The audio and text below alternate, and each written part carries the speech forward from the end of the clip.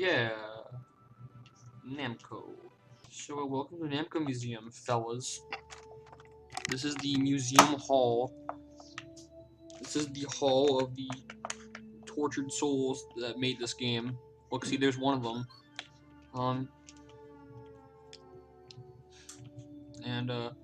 am playing this game because I love Namco Museum and Namco in general, so that's why I'm playing these.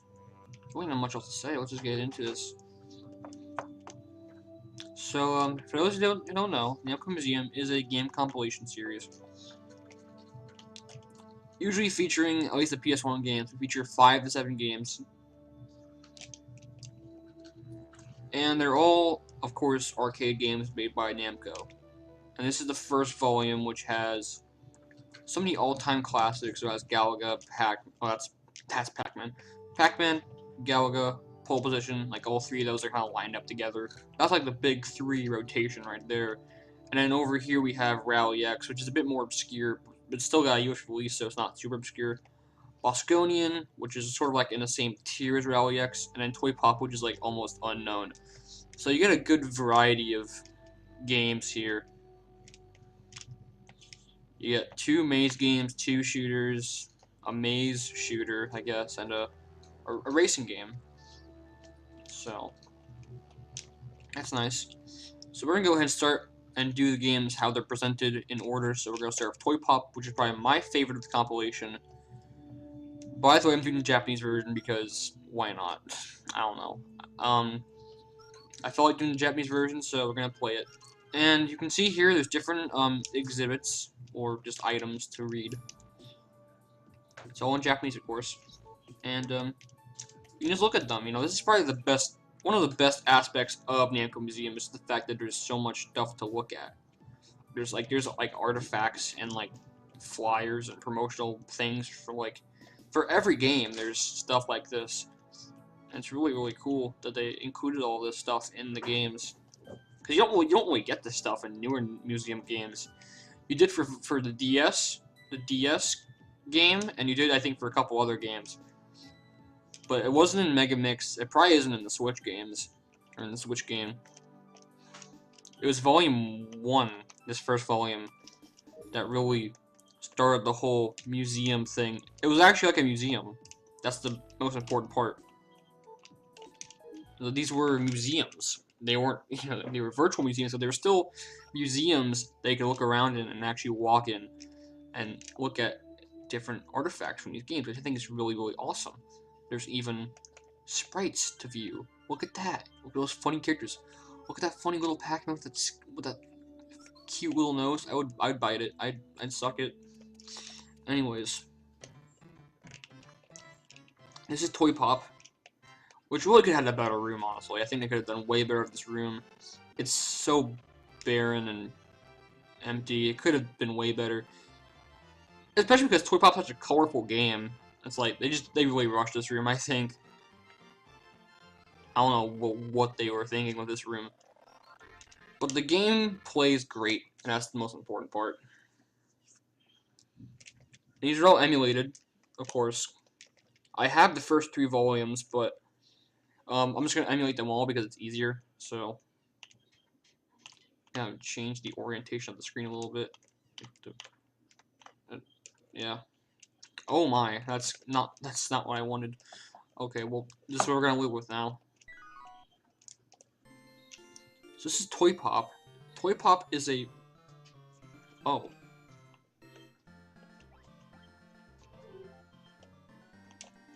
Why is it way faster than it should be? Is it my computer CPU? Is it my CPU speed or something? Or like, what's happening? This game's running way faster than it should. Anyways, Toypop is a maze shooter where you have to shoot enemies and collect hearts to beat the levels. And it does not run this fast. It is not this fast of a game. Maybe it runs fine in the video, who knows. But on my emulators, it's running crazy fast. Which is kind of fun, actually. It's kind of fun to just speed around the levels. But yeah, it does not run as nearly as fast as what is shown here. Just like Toypop on speed or whatever. Okay, I figured it out.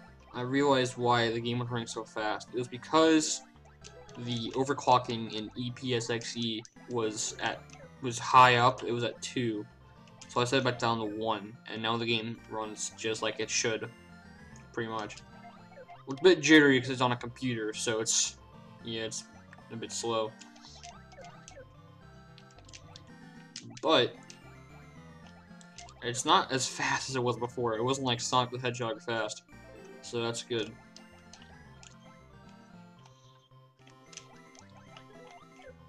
So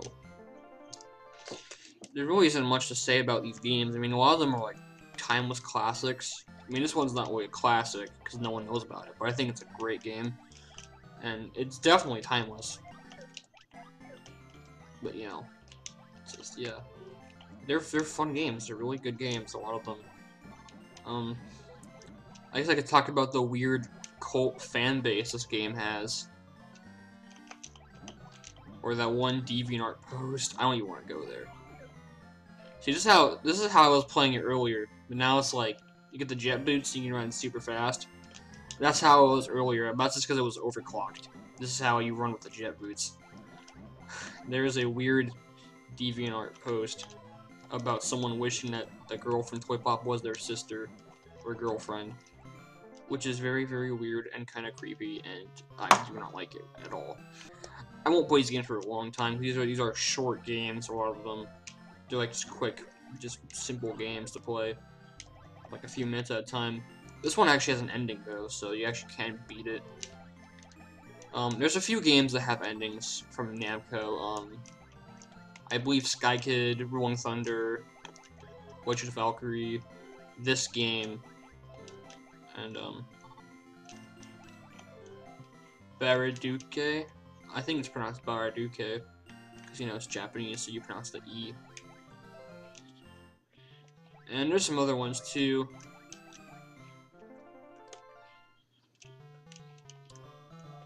I think the first game to have an ending by them was Tower of Jiraga, I believe. That was their first game you could actually beat.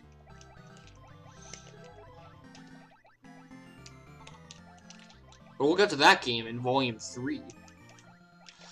So we're doing Volume 1 right now, which is the one I grew up with, actually. This is the first volume that I ever had.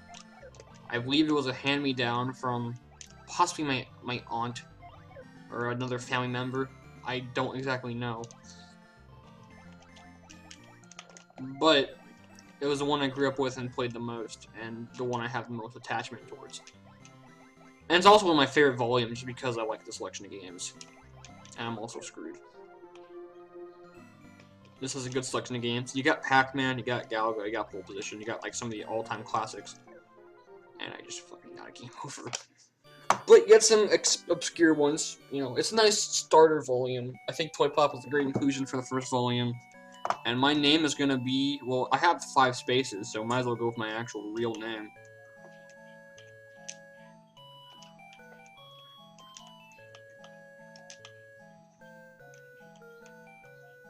There we go. Alright.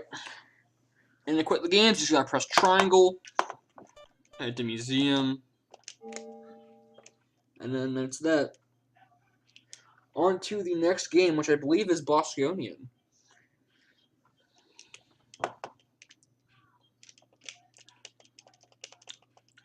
One thing I always love about these games is you can actually make the characters on the loading screen run faster by pressing the circle button. It was always a nice little detail they included.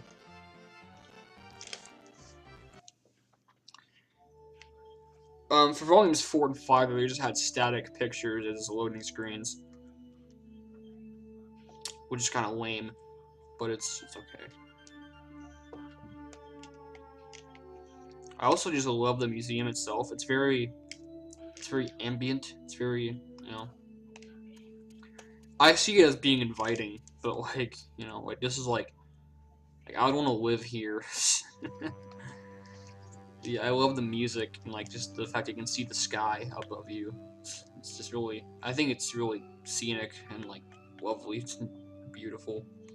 I don't use that word very often or very lightly, but you know, there's a charm to these first couple volumes, I think, which is why they became so famous.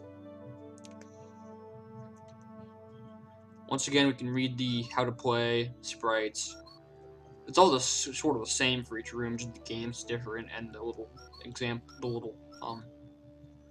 what the fuck are they called? Exhibits. The little exhibits or artifacts, they're different too. This, I believe, is like, it's just a marquee, not a marquee, a bezel, I think. Bezel is the right word. It's like the outside of the screen. That's a marquee. This is like the bezel artwork, I'm pretty sure is what it's called. See, in the US it's actually different. We have different artwork for the US version. It doesn't mention Midway here, so it's not the US version for Namco 4. That's something I would never want to think about. I apologize for bringing that up. That was horrible. If you have nightmares tonight, I will take all responsibility for it. That was horrible. I always love this room. This room is so pretty, just because it's like space themed and it's like a little Bosconian. Actually, are they called Bosconians? What is the Bosconian name referred to? I'm guessing it's the bases. I think. But I always love this little green ship floating around. A little Milky Way galaxy. Music's really good too. Let's play the game. Oops. I didn't mean to do that. Yeah, if you want to just play a game right here, you can. You don't have to go to the museum. You get the whole selection of games here. But we're not going to do that. That's lame.